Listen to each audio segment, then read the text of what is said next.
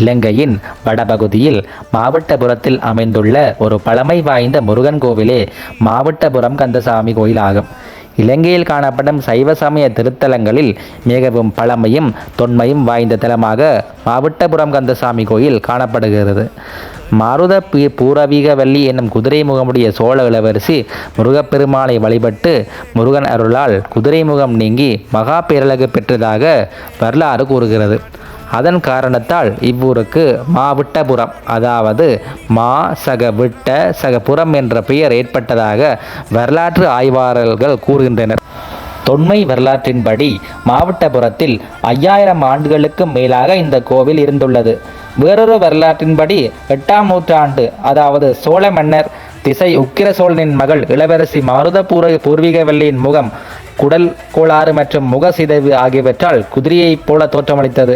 கீரிமலை நன்னீர் நீரூற்றில் குளிக்க ஒரு பூசாரி அவளுக்கு அறிவுறுத்தி இருந்திருக்கிறார். அவளும் வசந்த காலத்தில் அங்கு வந்து குளித்த பிறகு அவளது நோயும் முகச்சிதைவும் மறைந்துள்ளது. நன்றியுடன் அவள் கீரிமலையிலிருந்து தென்கிழக்கில் 2 கிலோமீட்டர் தொலைவில் கோவில் கடவையில் அமைந்துள்ள முருகன் ஒரு முழு கோவிலாக புதுப்பித்தாள். மதுரை மன்னரும் சிற்பிகள், கலைஞர்கள், கட்டுமான பொருட்கள், கிரனைட்டுகள், சிலைகள், தங்கம், வெள்ளி போன்றவற்றை கோவிலை புதுப்பிக்க உதவினார்கள். பிரவேசம் தொடர்பான ஆரம்பகால சர்ச்சைகள்.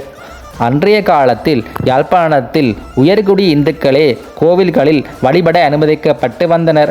அவ்வாறே மாவட்டபுரம் கந்தசாமி கோவிலிலும் தாழ்ந்த ஜாதி இந்துக்களுக்கு அனுமதிக்கப்பட்டிருக்கவில்லை. 1950கள் 60களில் ஆலய பிரவேச போராட்டங்கள் யாழ்ப்பாணத்தில் எழுச்சி பெற்றன.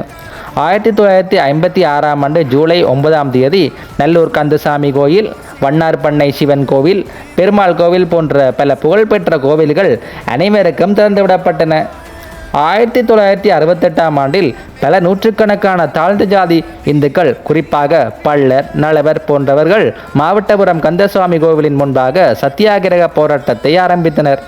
பிறகு இலங்கை தமிழரசு கட்சியின் தலையீட்டை அடுத்து அவர்களுக்கும் கோவிலின் உள்ளே செல்வதற்கு அனுமதியை பெற்றுக் கொடுத்தனர். ஈழப்போர்க்காலத்து நிகழ்வுகள். 1990களின் ஆரம்பத்தில் வலிகாமத்தின் வடக்கு பகுதி கோவில் உட்பட்ட உயர் பாதுகாப்பு வலயமாக அறிவிக்கப்பட்டு அங்கிருந்த குடியிருப்பாளர்கள் அனைவரும் வெளியேற்றப்பட்டிருக்கிறார்கள். கோவில் இராணுவத்தினரின் குண்டு தாக்குதல்களுக்கு இலக்கானது. கோவில் உடைமைகளும் சூறையாடப்பட்டன. ஈழப்போர் முடிவில் இராணுவத்தினர் கட்டுப்பாடுகளை சிறிதளவு தளர்த்தியதை அடுத்து கோவில் பூசாரிகளும் பக்தர்களும் கோவிலுக்கு செல்ல அனுமதிக்கப்பட்டனர்.